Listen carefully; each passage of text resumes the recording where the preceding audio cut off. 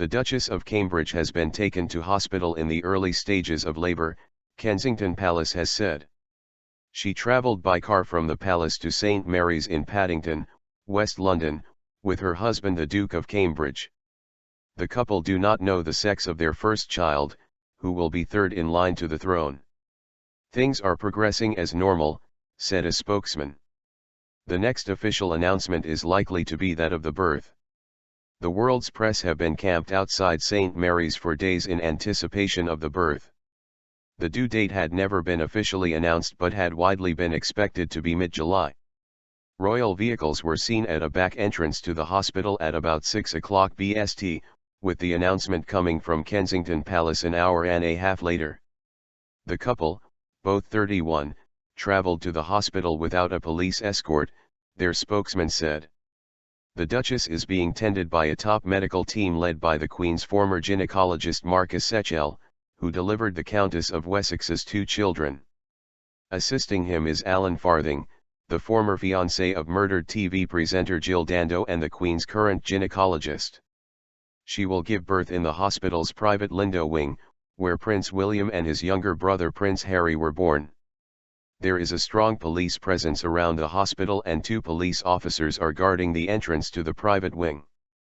BBC royal correspondent Peter Hunt said the Duchess was thought to be 1 week past her due date. The royal statement contains 45 words. "All there will be to sustain the world's media until the baby is born," he tweeted. Last week, the Queen joked about the imminent arrival of the newest member of her family, saying she hoped the baby was born before she went on holiday to her private Balmoral estate in Scotland. During a visit to the National Railway Museum in York, Prince Charles did not answer any questions about becoming a grandfather. Easel announcement. The Duke of Cambridge has been with his wife on annual leave and will have 2 weeks paternity leave from his job as an RAF search and rescue helicopter pilot.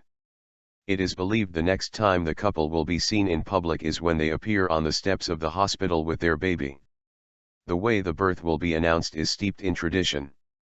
It is custom for news of royal births and deaths to be attached to the railings of Buckingham Palace, but in this case it will be displayed on an ornate easel in the forecourt of the palace.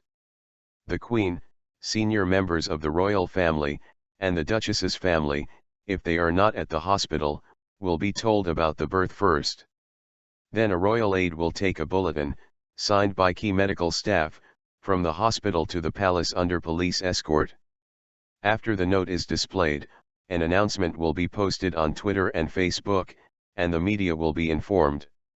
Under new laws to succession, the baby will remain third in line to the throne regardless of gender, and the gender of any subsequent siblings.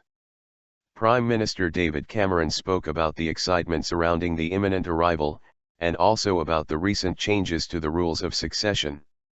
Speaking on BBC Radio 4's Woman's Hour, he said it was pretty much a done deal. "All the nations of the Commonwealth have agreed," he said, even if the changes had not yet passed through their parliaments. The new royal baby will be the Queen's 3rd great-grandchild. It will be expected to take the throne following reigns by Prince Charles and then Prince William. The couple announced they were expecting their first child in December after the Duchess was admitted to hospital suffering from severe morning sickness. Since the announcement, the Duchess has carried out 19 days of public engagements before going on maternity leave in the middle of June. Catherine's final public appearance before the birth was at the Trooping the Colour ceremony in June. The Duke and Duchess of Cambridge were married at Westminster Abbey in April 2011, watched on television by hundreds of millions of people around the world.